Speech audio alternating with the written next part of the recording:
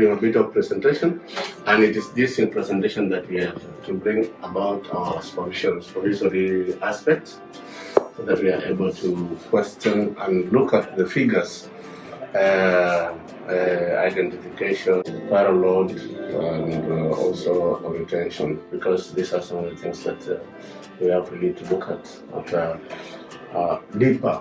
And it's a discussion. It's not because most people think that whenever we do a supervision, it's like policing. No, it's not policing. It's to discuss and see how we can move forward. And then if we identify some gaps, we try to make sure that these gaps are being taken care of, and then to give suggestions that will help us move forward. Thank you for this. Katilu Sub-county Hospital. Well, the estimated catchment population for Katilu is 22,620.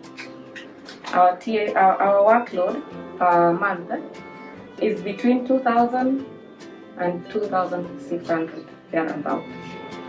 Well, in one of the things in this facility, previously we were not able to do OPV screening since we didn't have a staff here, a HTS counselor. But lately, from December, where we had a workload of 590, we were able to screen 130 clients. And previously we were not able, our identification was very low. But since we started doing screening, in December we were able to identify 3 positives. So you can imagine from the 500, the 130 that was screened, we got 3 positives. So if we really scale up on optimization, I think our identification will go higher.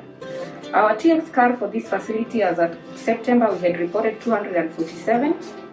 Over time, we have gone lower to 240. We've had transfer out, we've had deaths, and but I know that there are clients who are far away, who James was following up with them, and we were planning for a community. Maybe he was planning to go to the community and visit the clients. The other thing, on retention, we are at 92%. Suppression, field uptake is at 80%. So suppression, as at October, we were at 77%. Now we've moved to 80%. Out of the 240 clients, adults are 209, peds are 19, and out of the 19 peds, only 5 are suppressed. We have adolescents who are 12, and out of the 12 adolescents, only 6 are suppressed.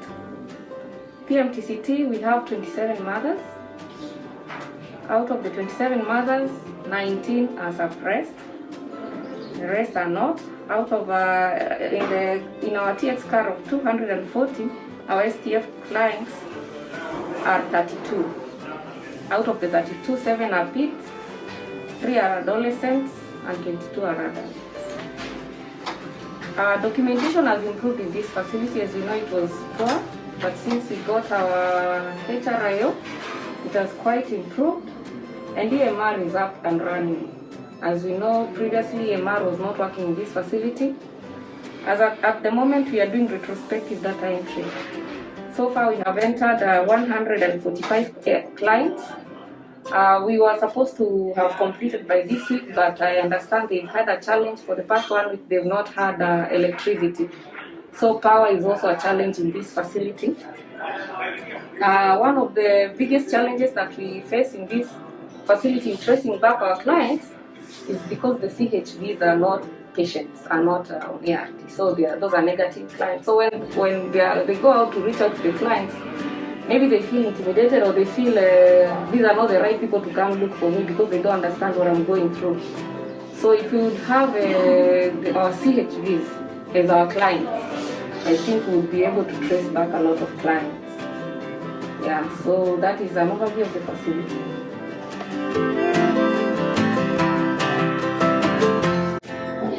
I say suppression-wise, we are really doing good. but you really need to try to scale it up. We are expected to be at 95, but you see we are at 80.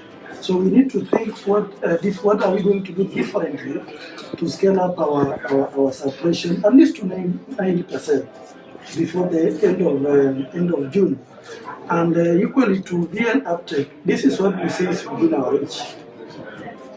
Because you know who is eligible and due for VN. So my take would be, can we do something about the VN uptake? Let not uptake be our problem, the same as the suppression. Yeah, of course, it's really very interesting. When I came here in May, I found Inyangala and the other team here in the health facility. Unfortunately, when I wanted to talk to Inyangala, he had red eyes and with a white lab coat. When I asked him why do you have red eyes, he said he had not slept for 5 days because he's the only clinical officer who was left in the health facility, in Katilu Health Facility.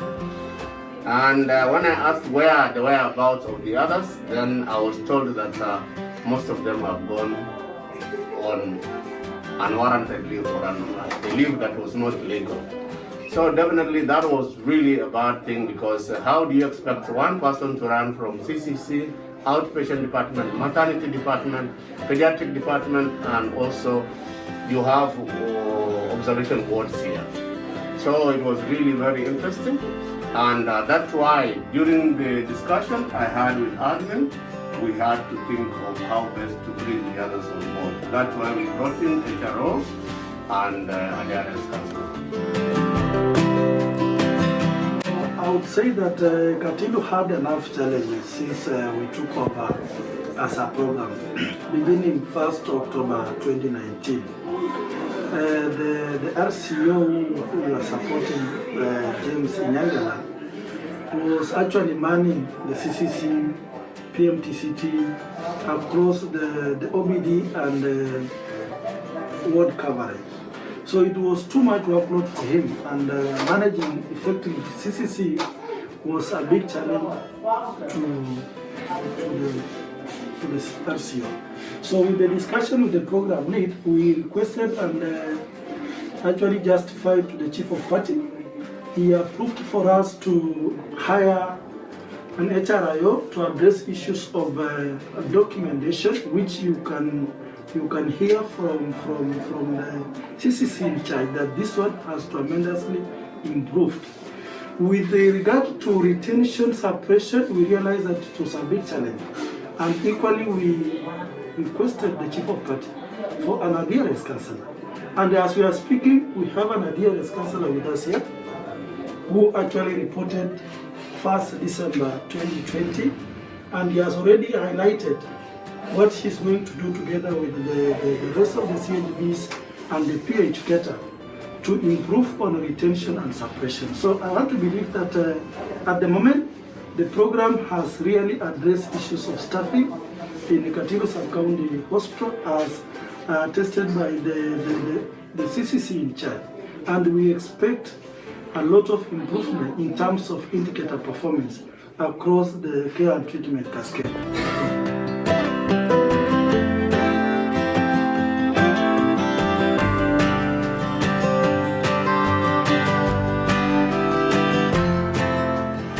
We have seen that our retention is 92% and our fuel uptake is 80% and our suppression is at 80%. So now, before we hand over this program, we should ensure that we all reach all this, we reach at 95%. And that will be the hallmark.